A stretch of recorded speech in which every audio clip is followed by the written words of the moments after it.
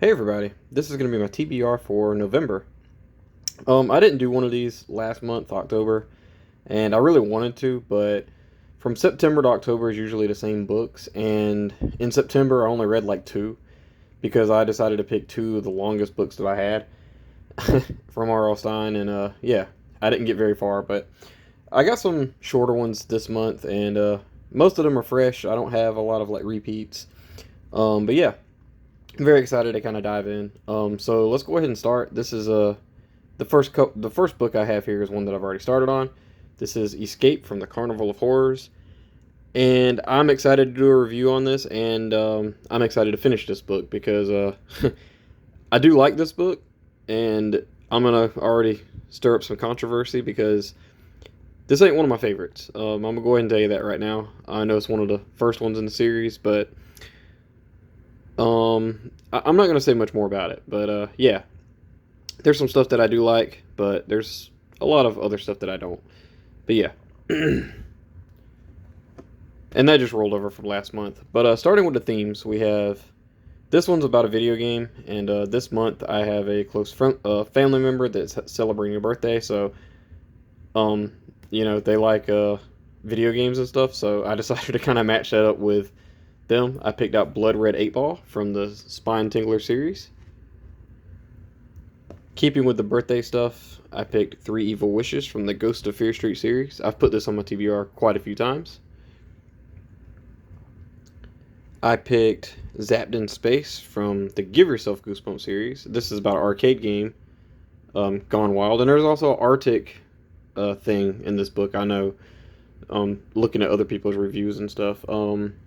You know, Christmas is right around the corner now, so, it's got snow in it. But whatever. Speaking of Christmas, I've officially started my Christmas shopping. I actually started mine in like September, but I always pick. I actually picked these two for like the last 3 years, I think. Still never finished them. But I like to pick out shopping books, for Christmas shopping. But I have Beware the Shopping Mall in the Bone Chiller series. This is number one in the series. Can't wait to finish that. And I picked out Shivers, Madness at the Mall, the last book in the series. Kind of ironic. Now we're going into something a little different. So Thanksgiving is the next month coming up, and I decided to let my girlfriend pick out a book to show her that I was thankful for her, and she picked The Boyfriend in the Point Horror series. Pretty cool. Yeah, very thankful for her. But yeah, I wanted to. I just let her look at my shelf and just pick something, and she picked this on first instinct. I have read, I think, there's a book called The Girlfriend in the Point Horror series by R.L. Stein. I don't remember anything about it. But yeah, but I've never read this, so pretty cool. Going into more boring stuff. You guys should vote. I know November is like the month of voting. I'm not a very big political person, but yeah. I picked out a Bailey School Kids Werewolves Don't Run for President. Figured that'd be pretty funny. But yeah, this is a hardcover. Cool. Really neat. I picked another Spine Tingler book. This is Killer Computer. I've heard great things about this book. I've heard that I think Monster Blood, this is like his favorite one so far. So I definitely look forward to reading this. And more things to be thankful for. I am thankful to be one of the like 8 people in the world to own Saber-Tooth Tiger from the Spine Tingler series, 90s Kids Library. If you're watching, huge shout out.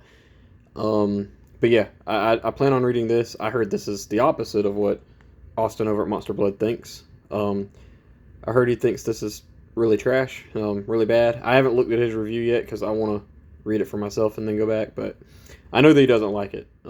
Yeah. Based on things that is a surefire best book in the world, this is Night of the Squawker in the Slappy World series.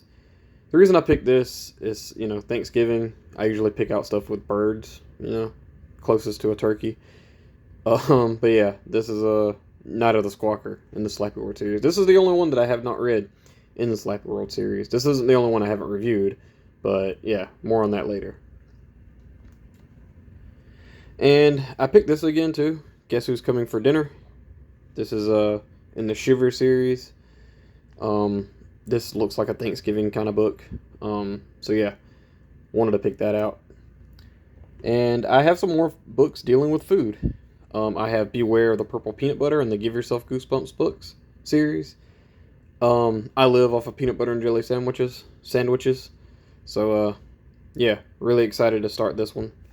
I have read this a long time ago as a kid, and I did there's a choice where you get to choose between the chocolate cake and the peanut butter, and I picked the chocolate cake.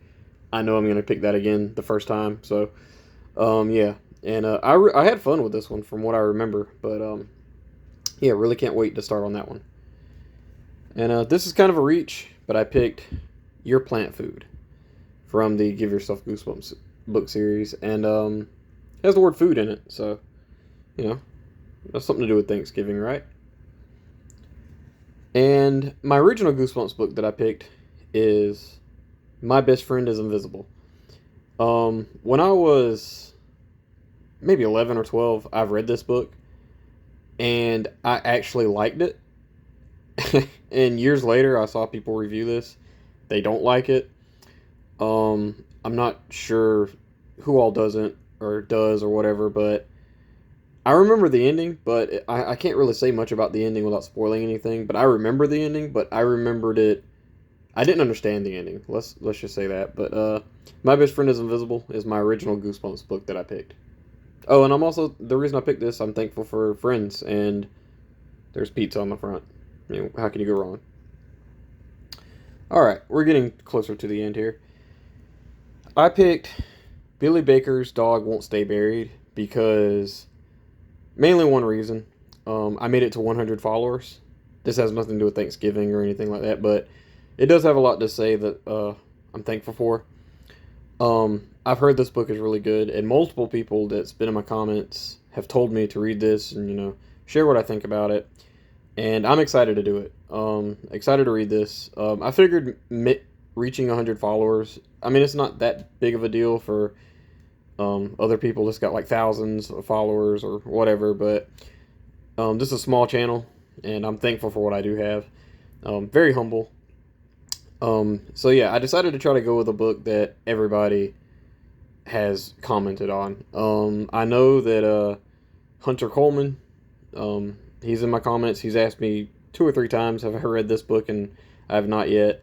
I know the Horrorlander, BD Horror. Um, yeah, I know he's asked about this. I know that Monster Blood, he's read this.